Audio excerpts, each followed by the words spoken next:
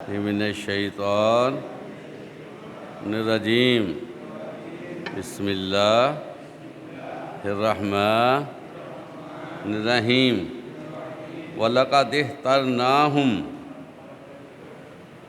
عَلَىٰ عِلْمٍ عَلَى الْعَالَمِينَ، اور ہم نے بنی اسرائیل کو اہل عالم سے دانستہ منتخب کیا تھا۔ عزیز طلباء، یہ جو آیت آپ کے سامنے تلاوت کی گئی ہے اور ترجمہ آپ نے سماعت کیا ہے، اس میں اللہ تبارک و تعالیٰ یہ فرما رہے ہیں کہ ہم نے بنی اسرائیل قوم کو پورے عالم میں، اس وقت جو عالم تھا اس میں سب پر فضیلت دی، علم کی بنیاد پر۔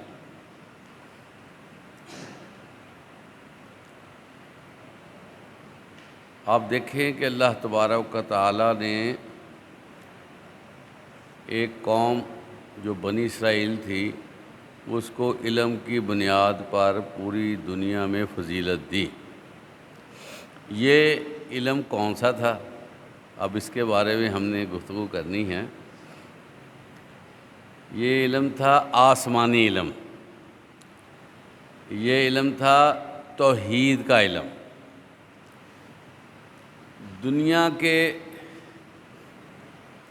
سارے علوم اکٹھے ہو جائیں اور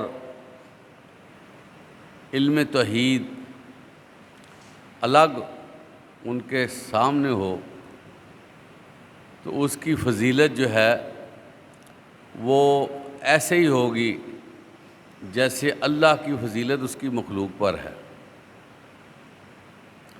اتنی زیادہ علم توحید کی فضیلت ہے۔ اور علم توحید کسے کہتے ہیں؟ اس علم سے انسان یہ سیکھ جاتا ہے کہ اللہ کے علاوہ کسی اور کے سامنے جھکا نہیں جا سکتا، اللہ کے علاوہ کسی اور پر توکل نہیں کیا جا سکتا،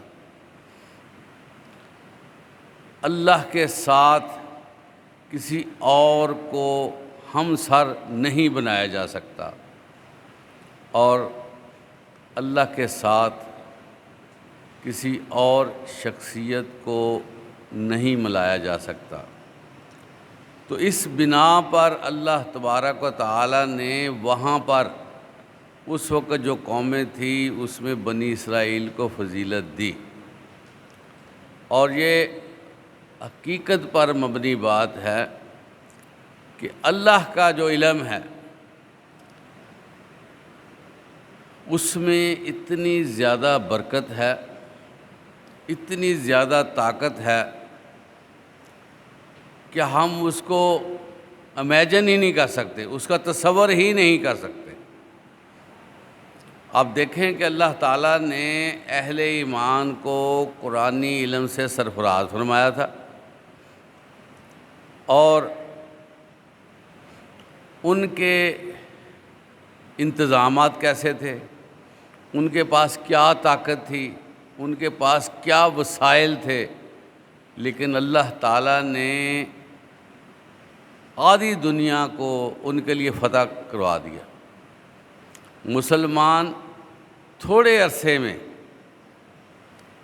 آدھی دنیا سے زیادہ فتح کر چکے تھے۔ اس میں یہی علم تھا جو اللہ تعالیٰ نے نوازا تھا۔ اور اگر بندے کے پاس علم توحید ہے، دین کا علم موجود ہے، اس کی ظاہری حالت کچھ بھی نہ ہو، پھر بھی اللہ تعالیٰ کی طرف سے وہ کامیاب و کامران ہے۔ اس کی مثال آپ صلی اللہ علیہ وسلم کے سامنے ایک ایسے بندے کا ذکر کیا گیا جو صاحب ثروت ہے، جو معاشرے میں نمایاں مقام رکھتا ہے، اور جس کے منہ سے اگر الفاظ نکلتے ہیں تو لوگ اس کو ماننے پر تیار، اس کو پذیرائی دینے پر تیار، اس کو پروٹوکول دینے پر تیار، لیکن اس کے برعکس ایک ایسا بندہ جس کو اللہ تعالیٰ نے اپنا توحید کا علم دیا، علم دین سے نوازا، وہ حق بات کو سمجھ گیا اور اس پر چلنے کی کوشش کرتا رہا۔ حدیث مبارکہ ہے کہ ایسا شخص جو دیکھنے میں بالکل کچھ نظر نہیں آتا، اس کی سوسائٹی میں کوئی اہمیت نہیں ہے، کوئی سے نہیں ہے، کوئی اس کو اٹھ کے سلام نہیں کرتا، کوئی اس کو زیادہ ویٹیج نہیں دیتا، اس کی طرف توجہ نہیں دیتا، اگر ایسا شخص وہ اللہ کی قسم کھا کر کوئی بات کہہ دے تو اللہ تعالیٰ اس کی قسم کو ضرور پذیرائی دیں گے۔ اتنی زیادہ علم دین کی اہمیت ہے۔ تو آج ہمارے ہاں یہ سمجھ لیا گیا ہے کہ 18 سال پڑھتے رہو، 20 سال پڑھتے رہو، کیونکہ ہم نے دنیا حاصل کرنی، اور پھر کیا ہے، یہاں سے جب جاتے ہیں تو چورا ہو جاتے ہیں، ان کی کوئی حقیقت نہیں ہوتی۔ تو جو بندہ اللہ کے لیے اللہ کا دین حاصل کرتا ہے، وہ دنیا میں رہتے ہوئے بھی عرش پہ رہتا ہے۔ پتہ ہے آپ کو، اللہ تعالیٰ عرشوں پہ اس کا ذکر کرتے ہیں جو دین کا علم حاصل کرتا ہے، فرشتے اس کے لیے دعائیں کرتے ہیں اور اس کی بات کو سنا جاتا ہے، اس کو پذیرائی ملتی ہے، اور وہ دنیا میں رہتے ہوئے بھی کامیاب اور آخرت میں بھی اس کی انشاءاللہ کامیابی یقینی ہے۔ اس لیے عزیز طلباء، دین میں دنیاوی علم حاصل کرنے سے منع نہیں کیا گیا، لیکن ہم دیکھیں کہ ہماری دین کے علم کے بارے میں اور دنیاوی علم کے بارے میں کیا ریشو ہے کہ پوری زندگی ہمیں قرآن مجید کا تلفظ ہی نہیں ہم سے صحیح ہوتا، پوری زندگی ہم سے قرآن فہمی نہیں ہوتی، پوری زندگی ہم اچھے طریقے سے سیرت طیبہ صلی اللہ علیہ وسلم کا مطالعہ نہیں کر سکتے، اور کیا ہے، ایم ایس ہو رہے ہیں، پی ایچ ڈی ہو رہے ہیں، نماز میں کھڑے ہونے کا پتہ نہیں، نماز میں کیا مانگنا ہے اس کا اندازہ نہیں ہے، چند صورتیں یاد کرنا مشکل ہے۔ آپ دیکھیں کہ بڑے بڑے نامی گرامی لوگ جو اس ملک میں 22 کروڑ کے ملک میں بڑے بڑے اعلیٰ عہدوں پہ رہے ہیں، انہوں نے کبھی کبھار کسی شوق میں اگر سورہ اخلاص بھی پڑھ لیا وہ بھی نہیں ان کو آئی، سورہ فاتحہ پڑھی ہے وہ بھی نہیں ان کو آئی، ان سے ایک لفظ ادا ہونا مشکل ہے، اگر وہ حدیث کی اگزامپل دینے لگے ہیں وہ بھی غلط دے دی ہے۔ اتنا سطحی علم بھی نہیں ہے دین کے حوالے سے، اور بین الاقوامی شخصیت بنے ہوئے ہیں، دنیا کو لیڈ کرنے کا پروگرام ہے، لیکن اسلامی علم نظر ہی نہیں آتا۔ تو عزیز طلباء، جب تک اسلامی علم نہیں ہوگا نا،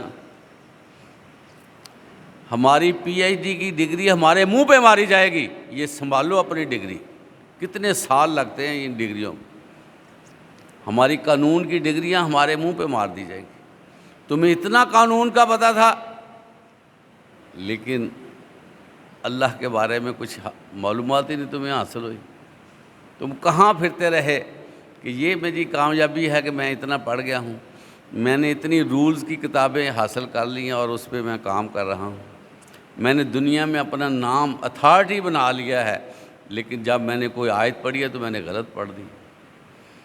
تو بات یہ ہے کہ یہ جو علم دین ہے نا، اس کا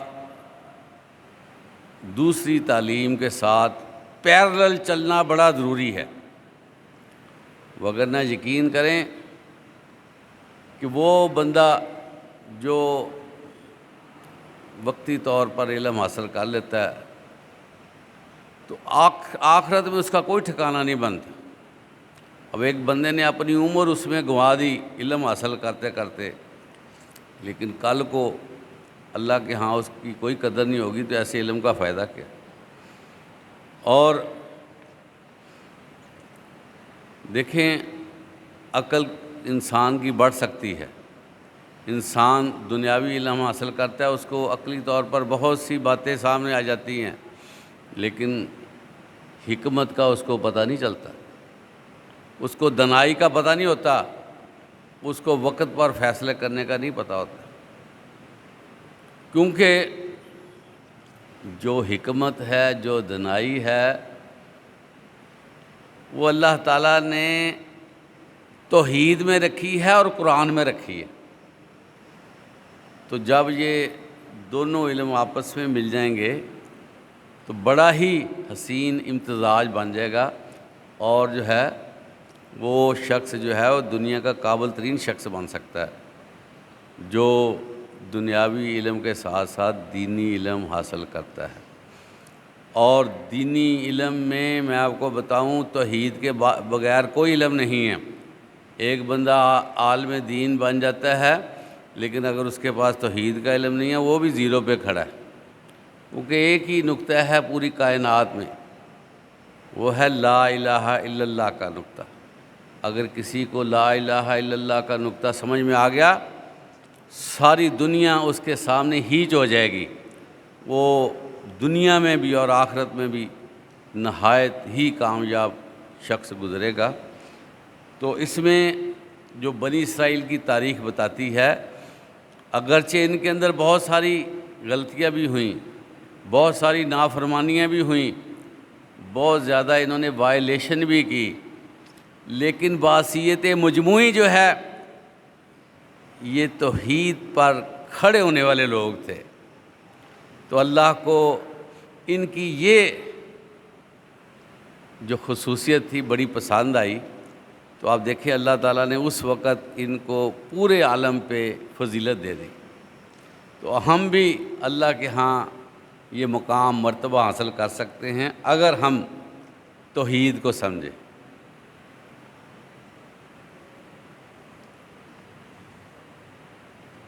وَآتَيْنَاهُمْ مِنَ الْآيَاتِ مَا فِيهِ بَلَاءٌ مُبِينٌ، اور ان کو ایسی نشانیاں دی تھیں